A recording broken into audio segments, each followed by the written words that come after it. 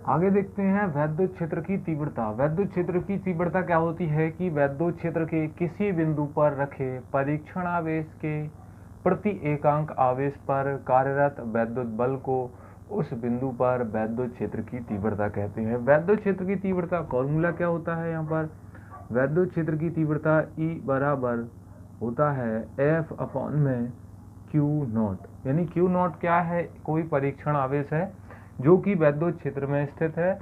वैद्युत क्षेत्र में स्थित परीक्षण आवेश का मान कितना रख दिया जाए? एकांक रख दिया जाए। यानी Q नॉट को अगर हम लोग 1 कूलाम रख देंगे, 1 कूलाम से मतलब होता है कि ये एकांक आवेश है। तो किसी भी बिंदु पर जो वैद्युत क्षेत्र की तीव्रता होती है उस बिंदु पर प्रति एकांक आवेश पर कार्यरत वैद्युत बल को हम लोग क्या कहते हैं? वैद्युत क्षेत्र की तीव्रता कहते हैं। वैद्युत क्षेत्र की तीव्रता ये E बराबर में क्या आ जाएगा?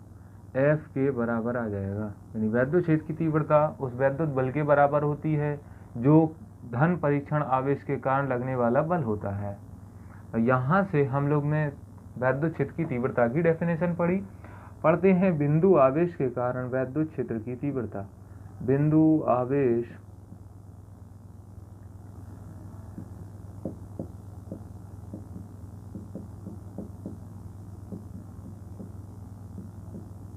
वैद्युत क्षेत्र की तीव्रता। बिंदु आवेश के कारण वैद्युत क्षेत्र की तीव्रता क्या होती है?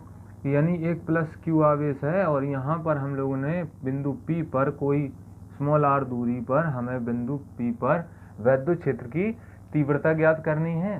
तो ये बिंदु P पर वैद्युत क्षेत्र की तीव्रता का फॉर्मूला बनता है 1/4πε0 Q अपॉन में r²।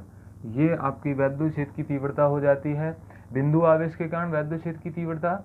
और जबकि ये हो जाती है किसी भी वैद्युत क्षेत्र, किसी बिंदु पर वैद्युत क्षेत्र की तीव्रता E किसके बराबर होगी? F अपॉन Q नॉट के बराबर होगी। ये होगी आपकी बिंदु आवेश के कारण वैद्युत क्षेत्र की तीव्रता। आगे हम लोग पढ़ेंगे वैद्युत द्विध्रुव।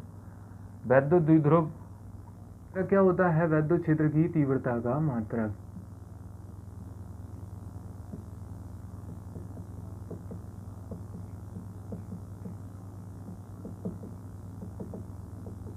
मात्रक एवं विमा। तो E बराबर हम लोगों ने पढ़ा F अपॉन Q नॉट, वैद्युत क्षेत्र की तीव्रता का ये फॉर्मूला। इसमें हम लोग इसका मात्रक निकालेंगे तो मात्रक हो जाएगा F क्या है? बल है, बल का मात्रक होता है न्यूटन। तो यहाँ से न्यूटन प्रति आवेश है तो आवेश का मात्रक क्या हो जाएगा? कूलाम। तो ये हो जाता है न्यूटन प्रति कूलाम हो जाता है वैद्युत क्षेत्र का मात्रक। और इसकी जो विमा आएगी तो विमा निकालेंगे तो न्यूटन की विमा हो जाती है mL/T-2 और कूलाम की विमा हो जाती है AT। तो यहाँ से mL/T की पावर -3 A की पावर -1 ये आ जाती है आपकी वैद्युत क्षेत्र की तीव्रता की विमा। लोग वैद्युत द्विध्रुव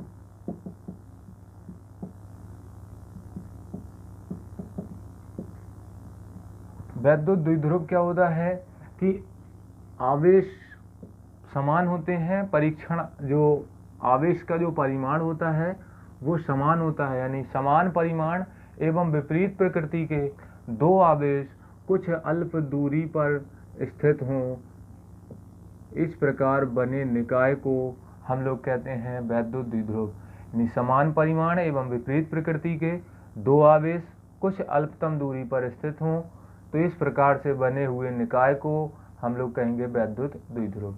आगे वैद्युत द्विध्रुव आघूर्ण। वैद्युत द्विध्रुव आघूर्ण। वैद्युत द्विध्रुव आघूर्ण क्या होता है कि जो आघूर्ण का मतलब होता है घुमाने की प्रवृत्ति रखना। किसको? वैद्युत द्विध्रुव को। तो वैद्युत द्विध्रुव को घुमाने की प्रवृत्ति रखता है, वैद्युत द्विध्रुव आघूर्ण कहलाता है, जो किसके बराबर होता है? वैद्युत द्विध्रुव के किसी एक आवेश एवं उनके बीच की अल्प दूरी के गुणनफल को वैद्युत द्विध्रुव आघूर्ण हम लोग कहेंगे। तो यहाँ इसको हम P से प्रदर्शित करते हैं तो P बराबर हो जाता है Q × 2L मात्रक देखेंगे, इसका मात्रक देखेंगे तो मात्रक हो जाएगा कूलाम मीटर। कूलाम ये हो गया क्यू का मात्रक, और 2L यानी बीच की दूरी है, दूरी का मात्रक हो जाएगा मीटर। और यहाँ पर हम लोग विमा अगर देखें इसकी, तो विमा हो जाएगी, कूलाम का जो विमा होती है वो 80 होती है और इंटू L होती है मीटर की, तो यहाँ से हो जाएगी LTA। ये हो गई इसकी विमा। तो यहाँ पर वैद्युत द्विध्रुव आघूर्ण हो गया और वैद्युत द्विध्रुव हो गया। आगे हम लोग देखेंगे कि वैद्युत द्विध्रुव को अक्षीय स्थिति, निरक्षीय स्थिति और वैद्युत द्विध्रुव के कारण हम लोग वैद्युत क्षेत्र की तीव्रता करें देखेंगे।